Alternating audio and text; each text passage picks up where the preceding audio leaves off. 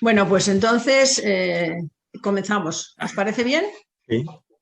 A ver, estimados amigos, señoras y señores, les doy la bienvenida a esta conferencia que lleva por título Desarrollo Sostenible, situada en el marco del VI Foro de Naciones Unidas y organizado por Paz y Cooperación.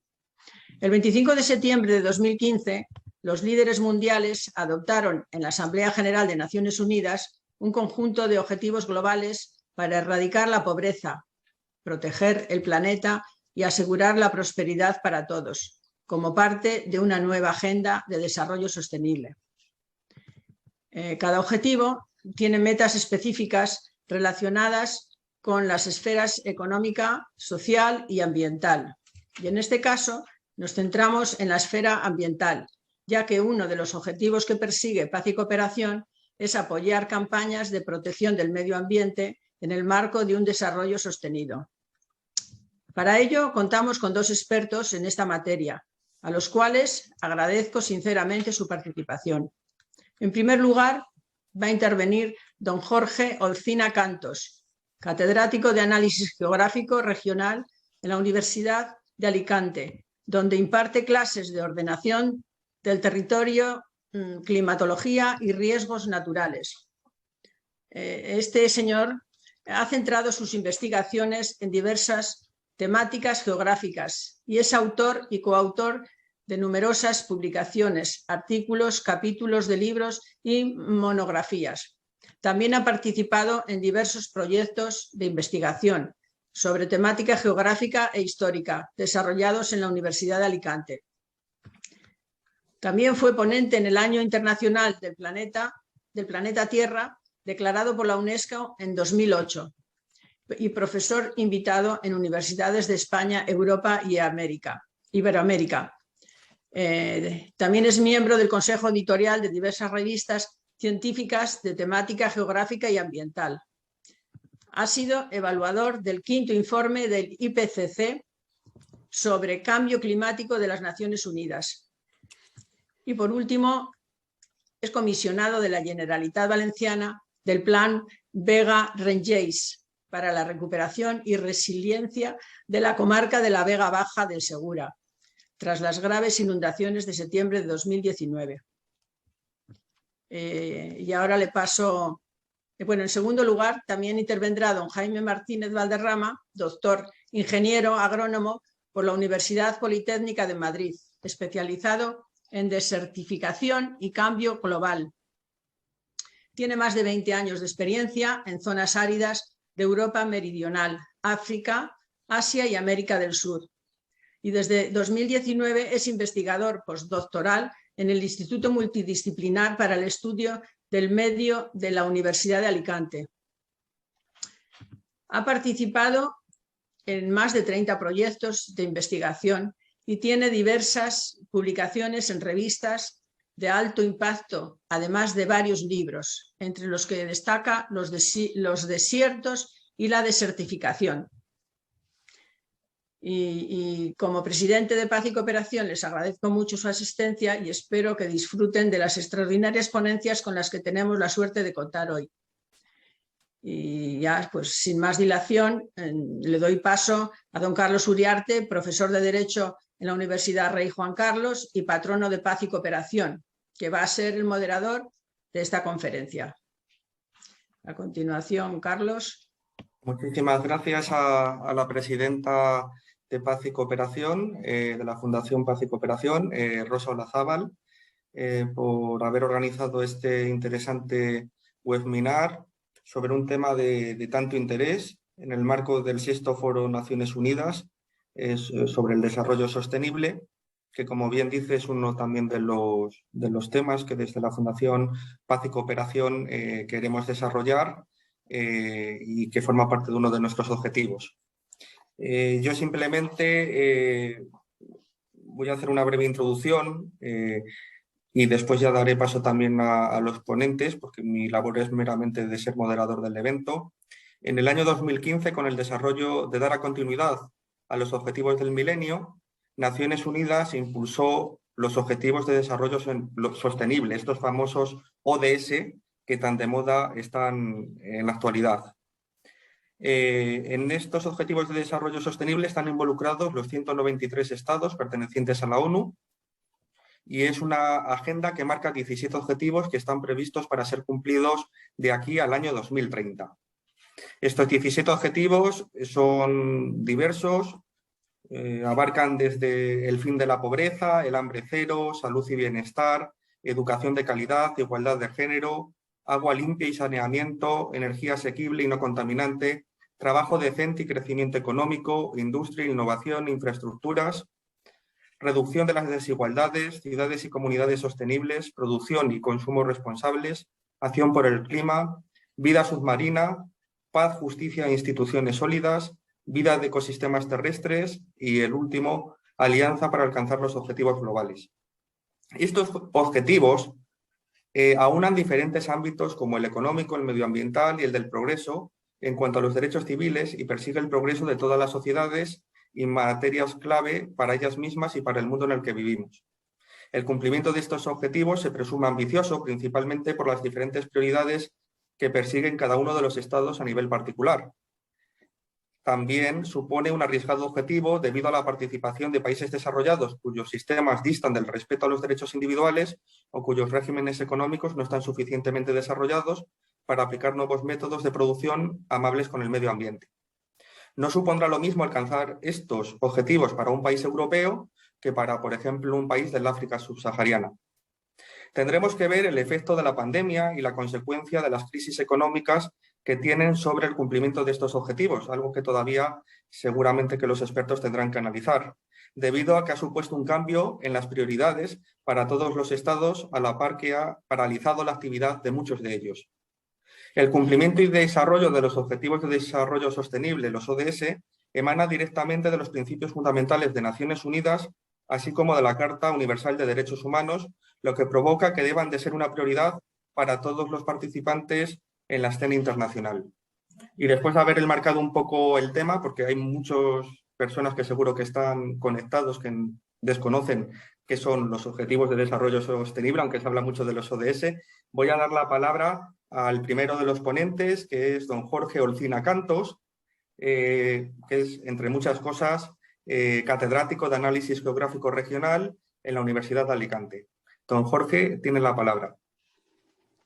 Pues muchas gracias. Quiero agradecer a la presidenta de la Fundación Paz y Cooperación, a Rosa Olazábal, y al moderador, a nuestro moderador de esta tarde, el profesor Carlos Uriarte, por las amables palabras que han tenido de presentación.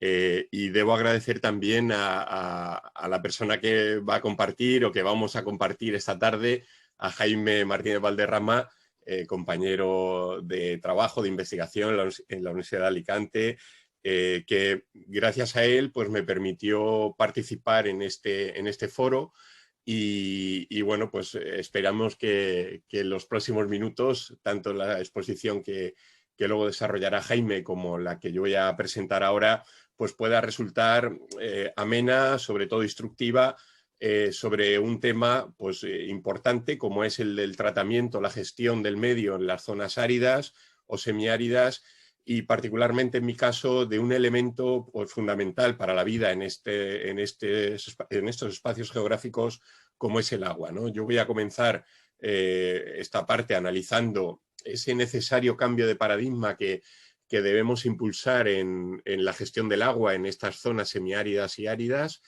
muy acostumbradas a la gestión desde la oferta de agua, cuando es un recurso que, como sabemos, en el contexto de cambio climático, pues va a sufrir alteraciones significativas y eso nos va a suponer la necesidad de ir adaptándonos a estas consecuencias que ya los modelos nos están señalando no solo para las próximas décadas, sino incluso para los próximos años en el medio plazo.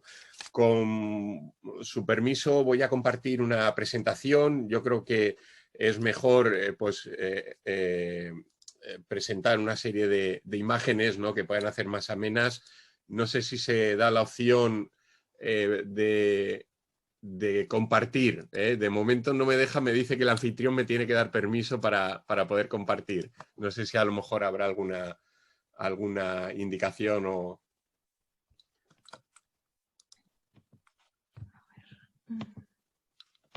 De momento no me está dejando, pero bueno, si no lo hago de palabra Estamos con ello. Muy bien.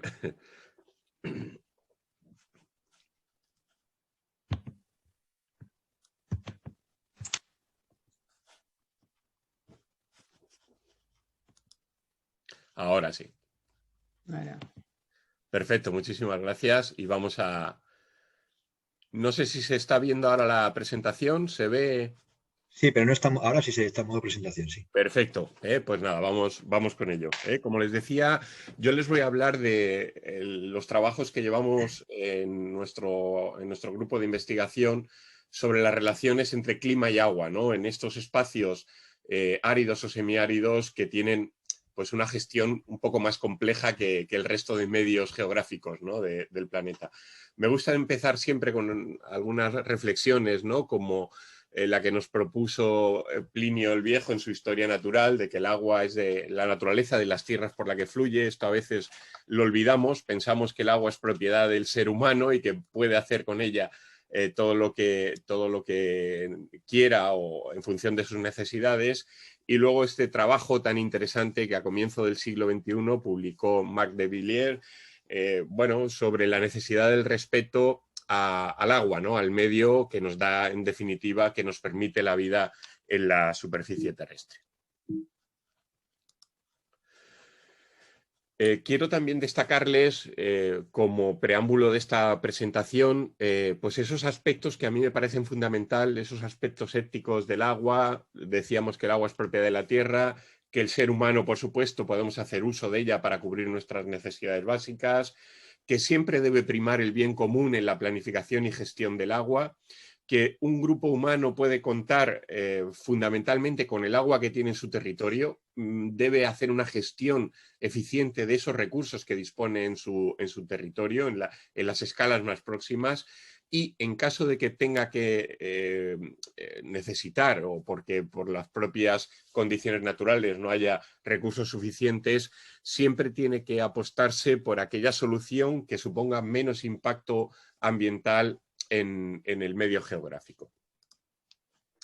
Como les decía, para el funcionamiento del territorio hay una serie de elementos del medio natural que son fundamentales. Por supuesto, tener un suelo donde pisar, unas condiciones de relieve, unas geoformas, pero en segundo lugar, el agua es un elemento básico, ¿no? Sin agua no podemos desarrollar actividades en el medio, no podemos desarrollar, en definitiva, función civilizadora, que es lo que se ha hecho en la superficie terrestre desde los propios orígenes desde la aparición del ser humano, ¿no?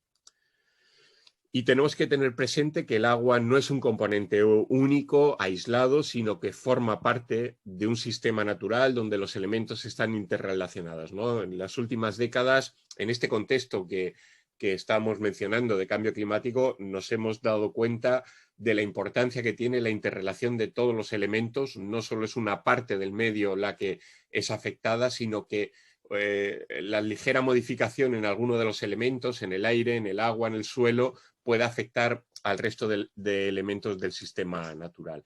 Y como antes comentaban tanto la presidenta como el moderador, estamos obligados a cumplir en estos próximos años unos objetivos de desarrollo sostenible. Uno de ellos está directamente vinculado con el agua, como bien se ha comentado, ¿no? Necesitamos hacer una gestión racional, sensata, prudente del agua para, bueno, pues en definitiva, mejorar las condiciones de salubridad y lo que supone las condiciones de vida en el medio geográfico. Y fíjense que vamos a estar condicionados por un escenario que bueno, va a plantear una serie de retos en los próximos años y décadas, que es el proceso de calentamiento que estamos viviendo. Un proceso de calentamiento que, como vemos, no lo conseguimos remitir, no conseguimos disminuir la porción de emisiones que lanzamos a la atmósfera cada año. Recientemente, el pasado mes de febrero, volvimos a batir un récord de presencia de CO2 en la atmósfera terrestre, con lo cual a pesar de esos protocolos, esos acuerdos internacionales que, bueno, pues algunos países hemos firmado y estamos intentando conseguir los objetivos que nos marcan, como vemos en el contexto planetario no se consigue reducir esas emisiones y eso va a traer una serie de condicionantes, no solo las temperaturas, que quizás es el elemento climático del que más se habla, la subida de temperaturas, fundamentalmente en el agua, con cambios, alteraciones, tanto en la cuantía como en la forma de aparecer ese agua atmosférica en la superficie terrestre y con el agravante de que algunas zonas del planeta que ya de por sí presentan unas condiciones climáticas de aridez y se desarrollan medios áridos, pueden resultar incluso incrementadas en su extensión en las próximas décadas en este contexto de cambio climático. Recientemente se ha publicado, como saben, el 6º informe del panel del cambio climático. Han aparecido ya los 3 tomos, ¿no?, que componen ese informe. El primero salió en agosto del año pasado y a lo largo de estos primeros meses del 2022 han aparecido los otros 2 volúmenes. Les enmarco ahí lo que es el contexto donde nos vivimos, desde donde les estamos hablando, el contexto mediterráneo, que es una de las zonas que se ha caracterizado como un punto caliente dentro del contexto de cambio climático, donde los modelos nos están hablando de más calor, por tanto aumento de temperatura, más sequedad, por tanto disfunciones en la aparición de las precipitaciones y la aparición de fenómenos extremos de forma más frecuente. Esto va a suponer que el agua en estos medios ya de por sí frágiles se puede presentar, como de hecho ya están comprobándose evidencias en las últimas 2 décadas, se puede presentar por exceso, provocar inundaciones, fenómenos de arrastre, fenómenos de erosión en el medio, o también por defecto, como estábamos diciendo, con la aparición de sequías muy intensas como la que hace unos meses veníamos registrando prácticamente en todas las regiones de España. En algunas de ellas, como ahora luego veremos, las condiciones de lluvia de las últimas semanas han permitido alejar un poco ese fantasma, pero en general estamos en un contexto de fragilidad, como decimos, que no solo es el del presente, sino el que nos marcan los modelos para las próximas décadas. Por tanto, el agua se convierte en un elemento fundamental. Como decíamos, es esencial para la vida, pero como también vemos, es un elemento que genera conflictos, ¿no? Conflictos porque se intentan tomar posiciones estratégicas para conquistar, colonizar las fuentes de un río, garantizar abastecimientos. Cuando el río o el curso de agua es una frontera entre países, también se generan en algunas regiones del mundo conflictos. Se construyen presas para condicionar el funcionamiento natural de ese curso fluvial, lo que genera efectos curso abajo del río, y ese curso abajo puede pertenecer a otra región, a otro país, por tanto aparecer conflictos. O también se generan conflictos cuando se desarrollan transferencias de agua entre regiones, ¿no? Incluso en un mismo país, como luego comentaremos en el caso español, pueden aparecer diferencias y tensiones debido precisamente a esas transferencias de agua. Como saben, en este portal se hace un pronóstico en el corto plazo, en los próximos meses, años, de dónde pueden aparecer conflictos con el agua. Y bueno, está claro que en la zona árida, semiárida del planeta, donde los climas son más secos, es donde esa aparición de conflictos pues puede ser más intensa, pero no solo ahí, también en zonas de climas de tipo mediterráneo, incluso de tipo tropical, monzónico, también pueden aparecer conflictos porque, como les digo, la gestión que se hace del agua, a veces por parte de algunos gobiernos de algunos países, está generando conflictos en espacios fronterizos, en espacios que pertenecen a países distintos, ¿no? Si nos centramos en el caso español, podríamos decir que en su conjunto tenemos recursos suficientes de agua para abastecer todas las demandas. El problema es que, como sabemos, nos lo impone la geografía, ¿no? El diferente, el desigual reparto en esas precipitaciones, en esa acumulación que podemos hacer de agua por diferentes métodos para poder abastecer nuestras demandas, ¿no? Hay zonas de España especialmente de gestión compleja, como puede ser el propio sureste de la península ibérica, o las islas de Ibiza y Formentera en el archipiélago balear, o Lanzarote y Fuerteventura en el archipiélago canario, ¿no? Para poder asegurar las demandas existentes se ha tenido que acudir a los recursos que llamamos no convencionales, que en alguno de los casos, como ahora veremos, se presentan como una de las opciones de futuro para la planificación del agua en estas zonas semiáridas. Ahí tienen un resumen de lo que son los recursos existentes en nuestro país, en los totales por acumulación de las precipitaciones, que como saben no todos pueden ser aprovechados, y dentro de los recursos que podemos hacer disposición de ellos, el reparto por usos que tenemos en España, así como la incorporación que se ha producido en las 2 últimas décadas de forma bastante importante de los llamados recursos no convencionales, ¿no? Aquellos que proceden de la propia tecnología que ha ideado el ser humano para poder recuperar o poner en funcionamiento dentro del sistema algunos recursos que hasta entonces no se podían utilizar. Como sabemos, ha habido 2 maneras clásicas de hacer, o fundamentalmente una, la primera, de hacer la planificación del agua en nuestro país, ¿no? Planificar desde la oferta, es decir, se planifican usos en el suelo, se planifican actividades económicas y eso supone la necesidad de dotar de agua a esas actividades, ¿no? Es lo que llamamos planificación desde la oferta. Yo implanto unos nuevos usos en el territorio, que pueden ser agrarios o pueden ser urbano-turísticos, y reclamo el agua necesaria para poderlos desarrollar, ¿no? Afortunadamente, desde finales del siglo pasado y sobre todo estas 2 primeras décadas del siglo XXI, se ha ido produciendo un cambio en la manera de interpretar la necesaria planificación sostenible del agua, y hablamos de la necesidad de gestionar desde la demanda. Lo primero es gestionar bien los recursos que tengo en un territorio y a partir de ahí, si hacen falta más recursos hídricos, bueno, pues apostar por aquellas soluciones que pueden suponer un menor impacto territorial, económico y, digamos, en la cúspide de la pirámide ambiental en esos territorios afectados por esta manera de planificar de manera, como diríamos, más sostenible, ¿no? Haciendo alusión a los principios de la economía circular. Ahí tienen un poco el esquema de lo que hasta ahora ha sido la planificación en nuestro país y cómo, afortunadamente, a partir del siglo XXI, en el marco europeo, con la Directiva Marco del Agua del año 2000 y luego con toda la incorporación de normativas vinculadas con la adaptación del cambio climático, bueno, pues vamos haciendo las cosas de otra manera, de forma costosa, eso sí, en la planificación y gestión del agua.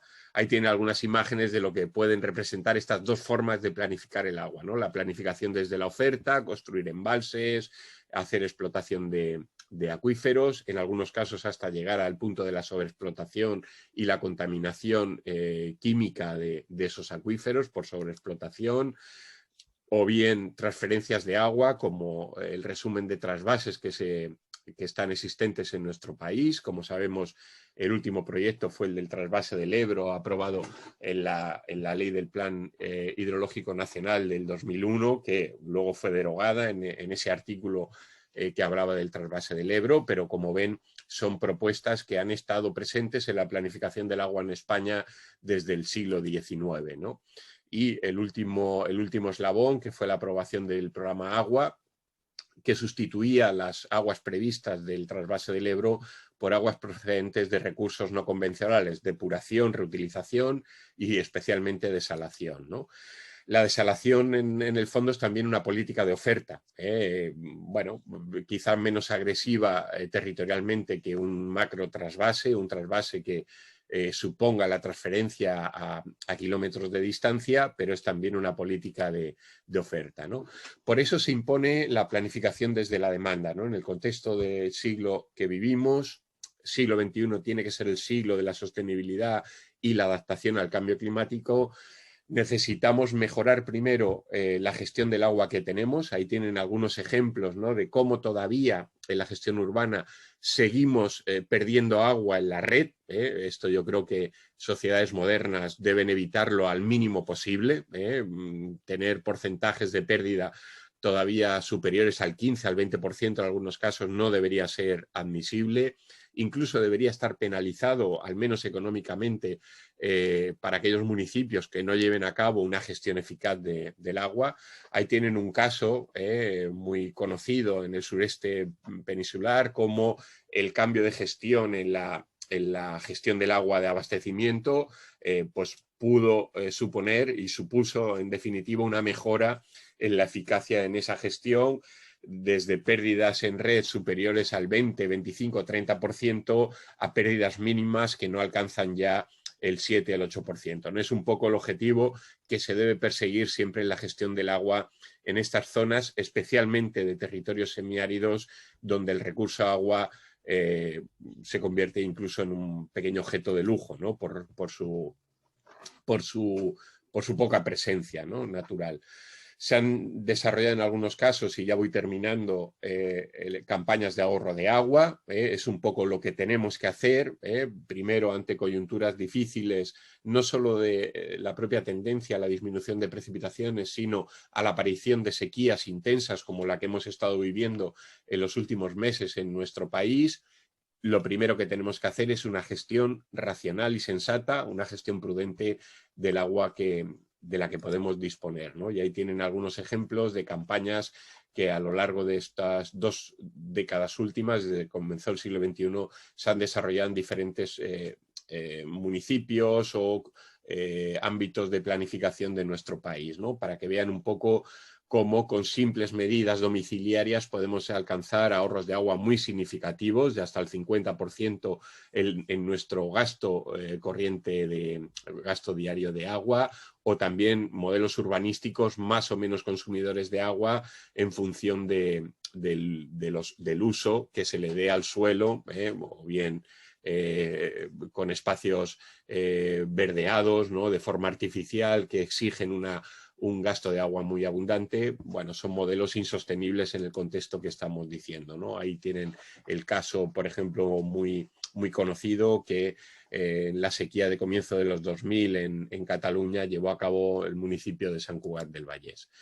Bueno, en otros casos se ha apostado por hacer un uso eficiente de los recursos de las aguas residuales, que una vez depuradas pueden servir para dotar de agua, ¿no?, dotar, digamos, de garantizar la demanda de esas zonas verdes. Es el caso de la ciudad de Alicante, que ha establecido un sistema doble, ¿no?, una gestión duplicada, ¿no?, de la red de distribución, una para agua residual para esas zonas verdes, no solo públicas, sino también en urbanizaciones privadas, o bien para la gestión de las inundaciones, en lugar de acudir a obras de infraestructura duras, ¿no?, como canalizaciones, presas y demás. Bueno, se está apostando por los llamados sistemas de drenaje sostenible, sistemas en las ciudades de drenaje sostenible, como el ejemplo del parque inundable de la Marjal, que está desarrollado en la propia ciudad de Alicante y que permitió, como tienen ahí, hace unos años evitar las inundaciones en una zona residencial debido a la capacidad que tienen este tipo de embalses, en definitiva, embalses urbanos transformados en parque, ¿no? Para finalizar, les presento aquí los retos de presente del agua en España. Yo creo que la apuesta por la sostenibilidad es un aspecto ya indisoluble de la planificación del agua. Debemos incorporar el cambio climático en la planificación del agua. Esto ya se está haciendo en los últimos ciclos de planificación hidrológica en España. Acaba de presentarse los planes hidrológicos de demarcación hidrográfica del tercer ciclo de planificación hasta el año 2027, que ya están incorporando de una manera efectiva los modelos a unas escalas regionales o incluso comarcales de cambio climático.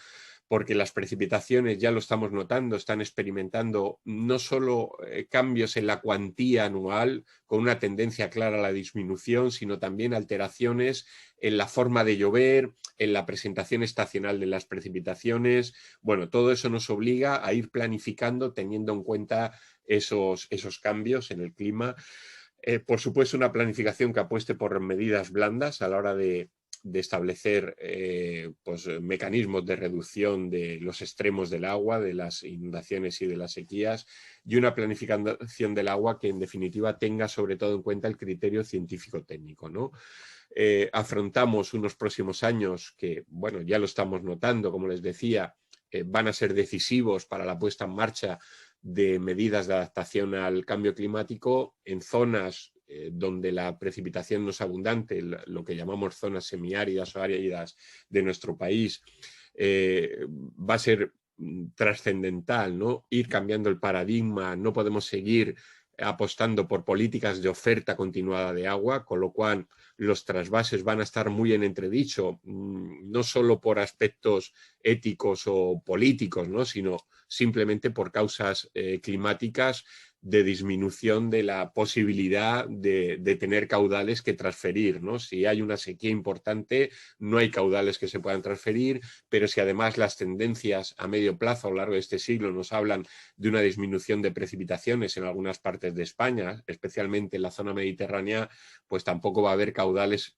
disponibles que transferir, ¿no? Tenemos que apostar por otro tipo de soluciones, reutilización al 100% de todas las aguas depuradas, incorporación de sistemas de pluviales al ciclo hidrológico en las escalas regionales y especialmente en las comarcales, y en aquellos casos en donde todavía con eso no sea suficiente para abastecer las demandas existentes, tendremos que acudir a la desalación, una desalación que seguramente en los próximos años reducirá costes por el cambio del modelo energético que también se está produciendo, y eso va a permitir abaratar los costes del agua desalada para poder cubrir esas demandas que por escasez natural de precipitaciones estas zonas no tienen.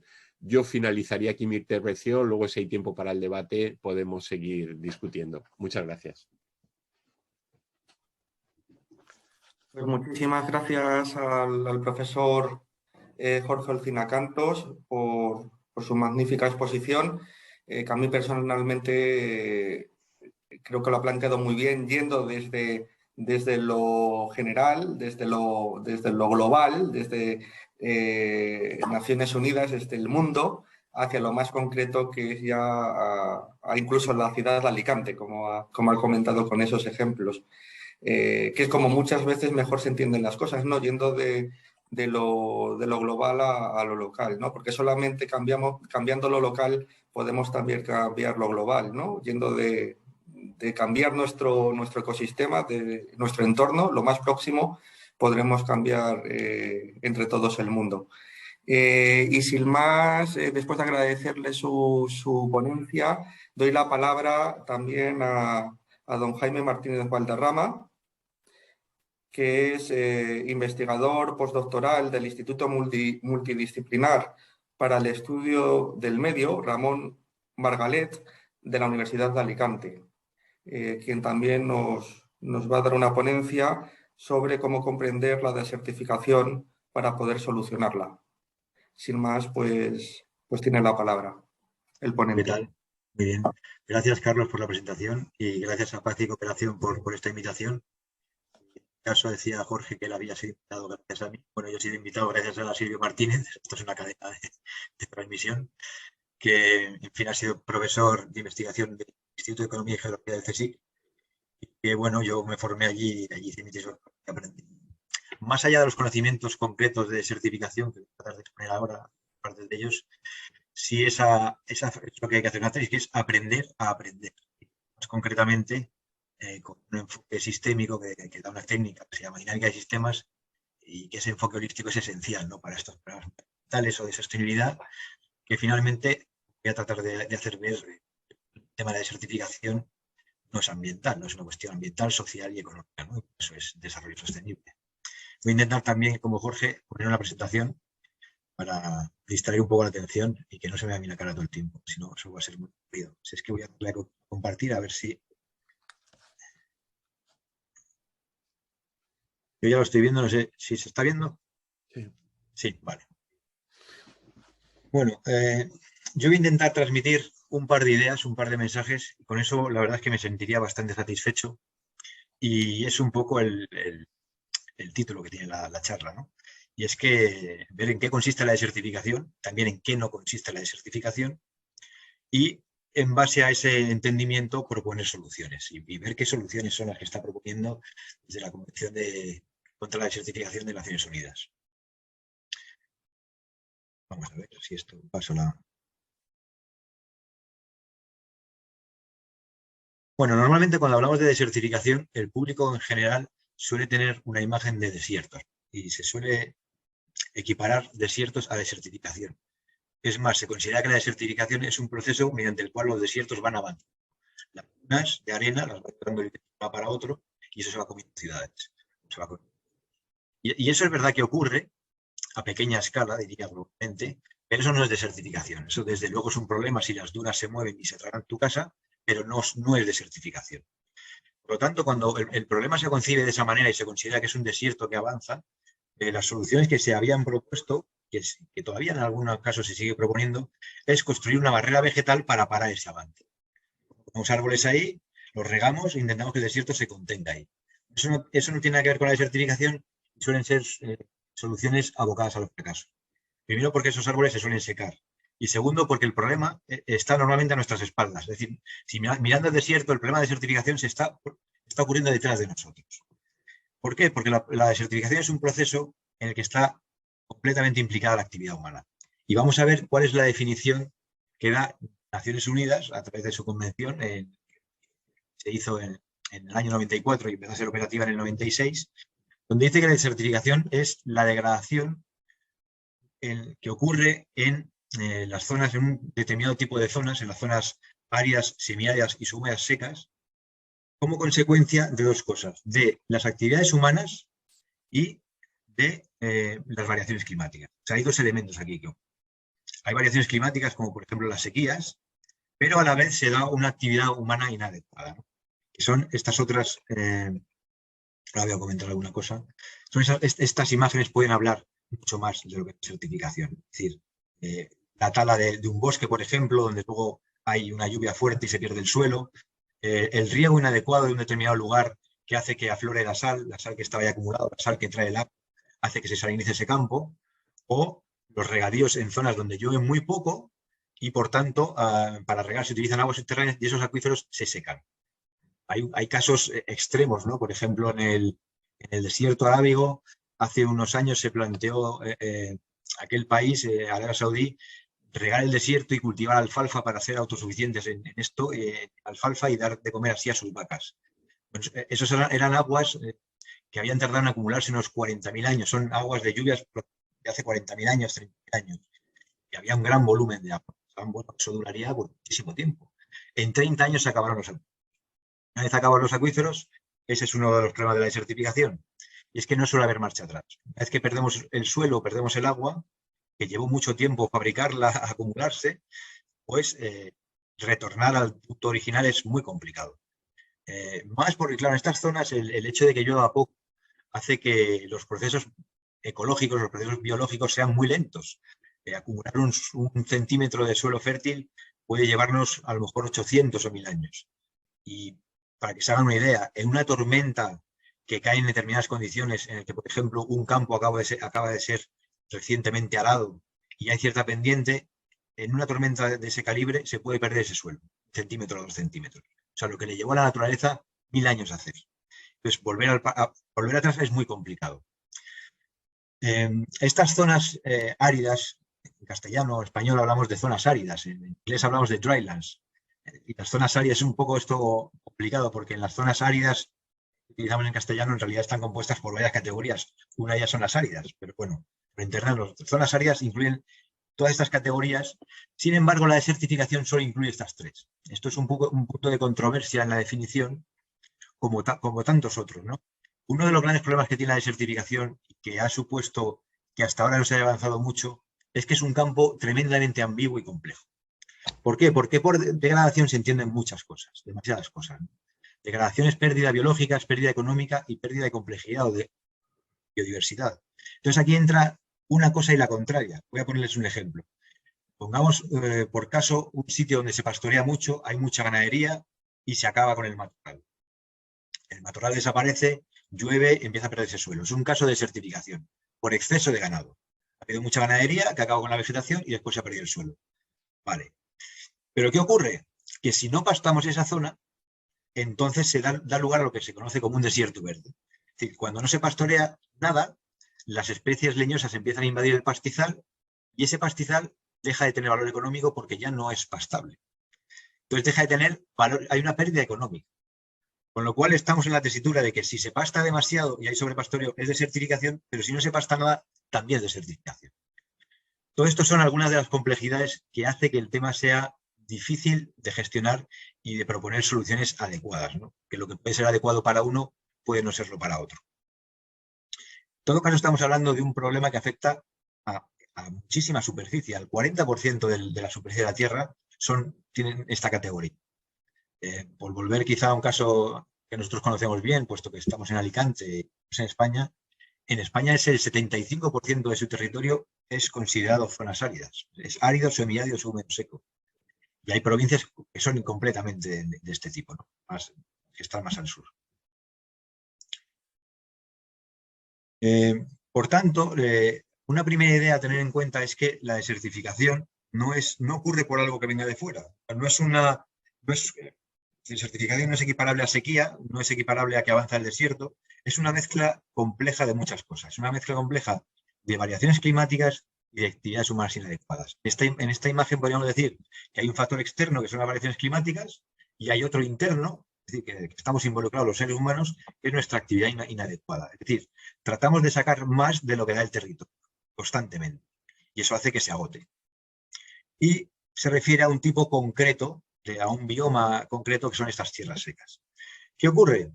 Que estas variaciones climáticas están aumentando mucho con el cambio climático, pero resulta que también es producto de las actividades humanas inadecuadas, con lo cual ya casi podríamos decir que no hay ningún factor externo. Esto lo hemos provocado nosotros y por lo tanto las soluciones deben ir guiadas a cambiar nuestro comportamiento. No vale poner una barrera para que pase el desierto porque eso no va a ningún lado. Hay que hacer algo bastante más sofisticado. Y probablemente, al ser un problema complejo, no haya una solución única, una silver bullet, una bala de plata que resuelva todo. Es una solución compleja, mezcla de distintas cosas. Dentro de las complejidades que ya tiene la Convención de Naciones Unidas de lucha contra la desertificación, hay esta visión doble que se mantiene y que es la que hace que realmente se haya avanzado muy poco en parar el problema. La Convención básicamente lo que hace es encargar a cada país un programa de acción nacional de lucha contra la desertificación y cada país debe organizarse para sus medios o ver qué hace. Pero eso en realidad en lo que ha quedado son en libros blancos de la desertificación, podríamos llamar. Es decir, estudios que recaban mucha información acerca de cosas relacionadas con la desertificación, pero realmente no hay un plan de acción concreto donde se diga estos organismos tienen esta misión, estos objetivos, estos plazos. Eso no se ha hecho en ningún caso. Y es porque esta doble visión es compleja. A veces nosotros tenemos más la visión probablemente desde un país desarrollado como es España y tenemos una visión más conservacionista del asunto. Consideramos que para combatir la desertificación lo que hay que hacer es pues, cerrar las heridas del paisaje, es decir, aquellas zonas que se erosionaron, los bosques que se perdieron, pues tratar de recuperarlos. Y en buena medida es lo que estamos haciendo.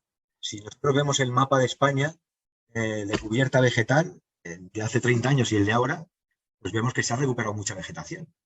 Es verdad que eso da lugar a otra serie de problemas, el crecimiento desordenado de bosques secundarios probablemente está detrás de grandes incendios forestales, pero bueno, la pinta es de que el país se ha reforestado, se ha ido regenerando. Pero claro, eso es a costa de que nosotros ahora los alimentos, una parte de ellos, no solo los que ingerimos directamente, ¿no? Sino materias primas que utilizamos para producir alimentos, estoy hablando en concreto del pienso que se da a los animales para criarlos, vienen de otros países. Es decir, estamos exportando desertificación a otros sitios. El caso más llamativo en este sentido, no solo en España, sino en toda Europa, en China, en muchos países, es la soja. Entonces, por cada bosque que aquí conservamos, a lo mejor talamos 3 en Sudamérica, para que venga esa soja aquí. Y a lo mejor ya no tiene que ver con esos bosques no están en zonas áridas. ¿Sí? Pero en este contexto de globalización absoluta, cada vez más las fronteras, tanto políticas como ambientales, tienen menos sentido, ¿no? Y de hecho lo que ha hecho la Convención de Naciones Unidas contra la Desertificación es plantear lo siguiente, que quizá de resultados, si esto se plantea bien, ¿no? Porque si se mira a fondo esta propuesta, que es la neutralidad de la degradación de las tierras, perdón, veremos que esto tiene muchos matices para que funcione. Lo que pasa es que, bueno, tendemos a simplificarlo, ¿no? O sea, en la época de Twitter, y nos interesa dar mensajes simples, nos interesa o estamos abocados a ello, no sé. Pero realmente para cumplir esto, yo voy a dar algunos matices importantes, hay muchos más, hay tiempo, pero sí voy a señalar algunos que creo que son muy interesantes. Pero bueno, esta neutralidad de degradación de las tierras tiene una vocación global. Es decir, aquí la Convención de Naciones Unidas contra la desertificación, no olvidemos desertificación, zonas áridas, considera que esta neutralidad es necesaria en todos los países. O sea, si todos no hacen lo mismo, pues no vale nada, porque va a haber países sumideros, digamos, que absorban la degradación de los países, ¿no? Que algunos tengan muy buena pinta, maquillen mucho sus resultados o regeneren muy bien sus bosques a costa de que otros se... Entonces, además es un buen planteamiento porque esa doble visión conservacionista y desarrollista puede tener cabida. Es decir, no vale que nosotros vayamos con mensajes quizás más europeos o más de países desarrollados a otros menos desarrollados diciendo que tienen que conservar y no pueden desarrollarse. Claro, hay ciertas metas y ciertos objetivos que tienen que lograr. De hecho, estos 17 objetivos de los que se ha hablado al principio, pues hay 3 claves, ¿no? Que es acabar con la pobreza, el hambre y tener una vida digna. Entonces, observando el territorio y no proponiendo actividades de desarrollo va a ser muy complicado. Entonces, esta neutralidad abre las puertas a la degradación. Es decir, no es que obliga a que no haya nada de degradación. Lo que dice es que puede haber degradación, pero que hay que compensarla. Y que esto tiene que estar compensado en 2030. Y ese valor de compensación, es decir, lo que se puede degradar como mucho, es el valor que estaba degradado en el año 2015, que es cuando se plantearon estos objetivos.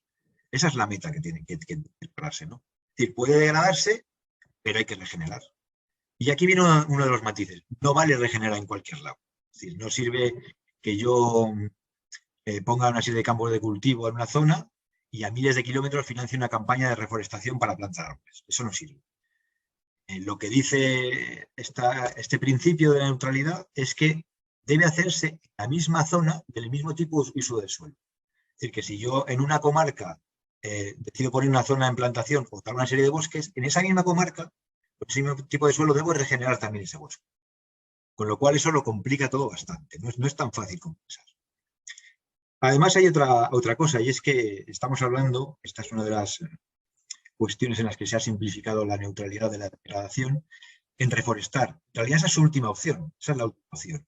Lo que hay que hacer en todo caso es evitar deforestar bosques, en primer lugar. Y luego hacer una gestión del territorio de la agricultura que sea lo más sostenible posible, prácticas lo más sostenible posible. Aquí se incluyen un montón de prácticas, muchas de ellas que han ido cayendo en el olvido, porque la agricultura de tipo más industrial, los monocultivos se han ido imponiendo. Entonces aquí lo que también se recuerda es que para poner esto en práctica se debe tener en cuenta la opinión de toda la gente que vive en ese lugar. Es decir, no valen las soluciones que vienen impuestas desde arriba, sino que hay que contar con la gente que vive allí y con los conocimientos de esa gente. En este sentido ha habido ya muchas situaciones de éxito, por ejemplo, en la Gran Barrera Verde que se está planteando hacer en África, donde en zonas como Níger o Chad se han recuperado técnicas de cultivo ancestrales que han permitido que auténticos secarrales que ya tenían toda la pinta de un desierto, pues se fuesen recuperando. Y luego lo que pretende también, ya por terminar con otro de los principios de la neutralidad, lo que se pretende es que se coordine a nivel nacional los distintos planes que hay. No vale que si analizamos estos planes, muchos son contradictorios. En el caso español, perdón por reiterar el caso español, pero claro, nosotros lo conocemos mejor. Pues hace poco ha habido un conflicto importante. Hablaba Jorge de que Europa apuesta por la gestión de la demanda del agua a través de la directiva marco. Y eso debe permear a nivel nacional. Entonces el Ministerio de la Transición Ecológica está intentando que eso sea así. Pero luego se encuentra con políticas regionales donde se priman ciertos regadíos absolutamente insostenibles. Pero claro, también los gobiernos regionales tienen sus compromisos y, por tanto, lo que vemos finalmente es que cada uno va hacia un lado, ¿no? Entonces, lo que se pide es que esto esté todo armonizado y coordinado y vaya en una misma dirección. Entonces, por eso digo que todos estos matices lo hacen más complicado. Y para finalizar, bueno, luego me quedo con la diapositiva, pero es importante ver que todo esto en realidad ya no es una iniciativa desperdigada de la Convención de Naciones Unidas contra la desertificación. Esto lo planteó la Convención de Naciones Unidas contra la desertificación, pero está completamente integrado en la meta 15.3 del Objetivo 15 de Desarrollo Sostenible, que a su vez está muy relacionado, por lo menos en la vertiente de reforestación, con el Objetivo 13. Pero diré que en cuestión de desertificación hay otras muchas metas que contribuyen a luchar contra el problema. No me voy a detener en hablar con de todas. Bueno, ya hemos citado estas tres, ¿no? En realidad, si un país o una zona es pobre, vive mal, va a tratar sus recursos como pueda para salir adelante. Entonces, debemos reforzar estos objetivos para conservar bien el medio ambiente, aunque parezca en principio contradictorio. Pero hay otra pieza clave, ¿no? Es la igualdad de género, que se habla específicamente de ello en la neutralidad de la degradación de las tierras. Se dice que para que esto funcione, este objetivo debe conseguirse. Son objetivos que en realidad trabajan en la misma dirección. ¿Por qué? Bueno, este caso es que las mujeres en muchos países de desarrollo tienen una enorme responsabilidad en la gestión del territorio, pero luego no tienen poder de decisión. Con lo cual, las que mejores conocen cómo funciona todo aquello no pueden decir lo que hay que hacer, porque no tienen, por ejemplo, derecho de acceso a la tierra, no pueden ser dueñas de la tierra, ¿no? Esto tiene que cambiar si queremos luchar contra la desertificación. Hay que arreglar el objetivo 5, ¿no? Casi incluso puede ser más importante que reforestar este tipo de cuestiones.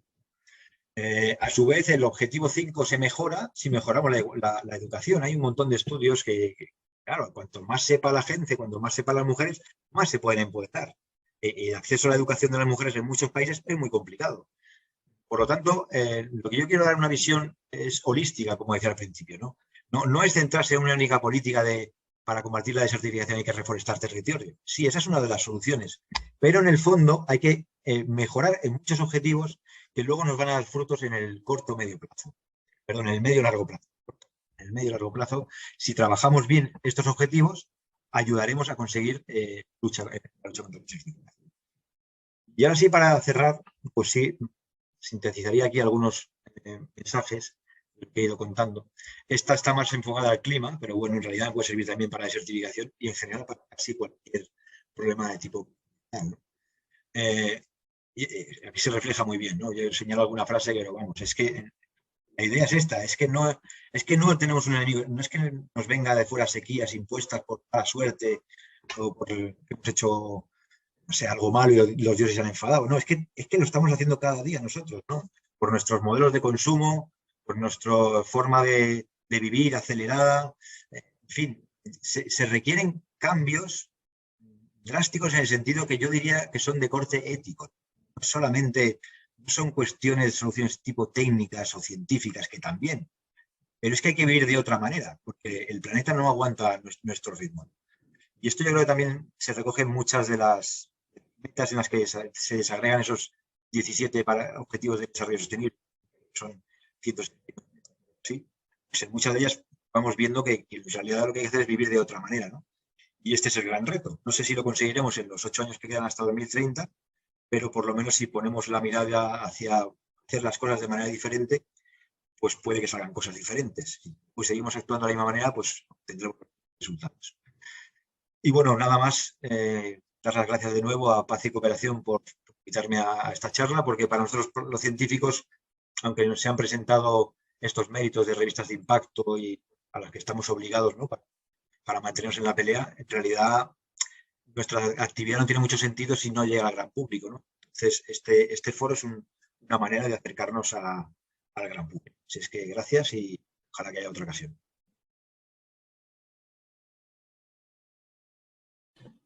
Pues muchísimas gracias también a don Jaime Martínez Valderrama y también felicitarle por su excelente ponencia. Estoy seguro que este asunto del agua, de la desertificación, volveremos a tratarlo en Paz y Cooperación porque, bueno, es una magnífica idea que ha tenido la presidenta y nos puede dar pie a a entrar también en cooperación con embajadas de países que tienen también problemas de agua. Y me viene a la cabeza, pues, por ejemplo, Uzbekistán con todo el tema del Mar de Aral.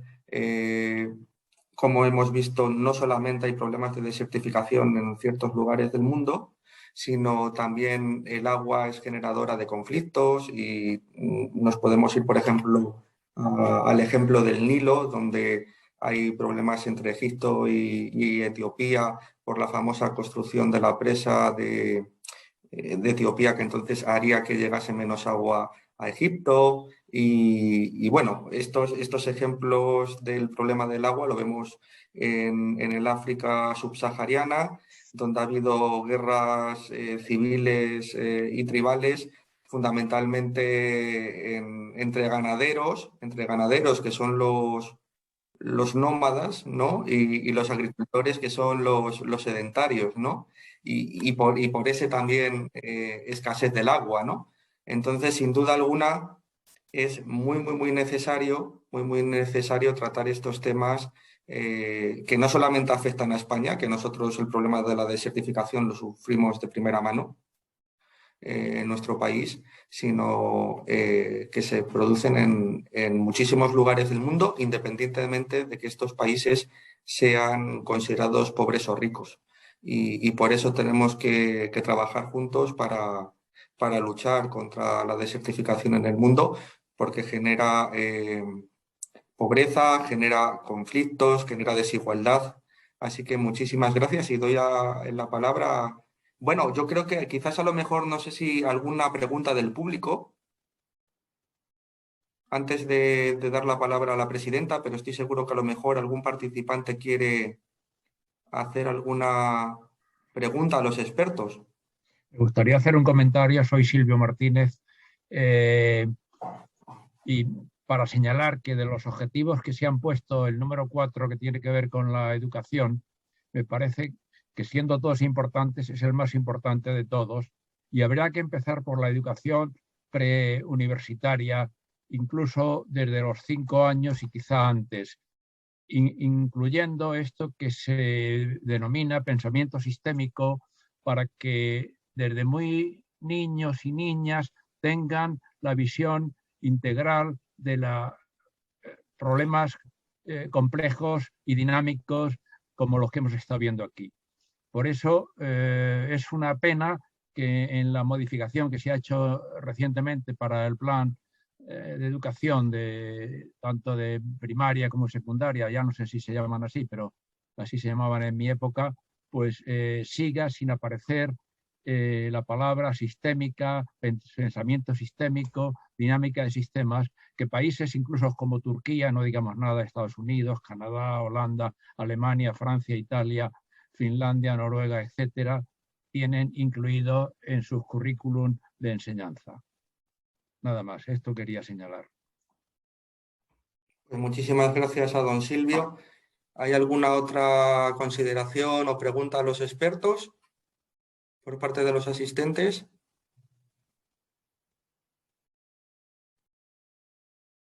No, pues si no hay ninguna pregunta por parte de la audiencia, doy la palabra a la presidenta de la Fundación Paz y Cooperación, a doña Rosa Olazábal, para que dé clausura al seminario online.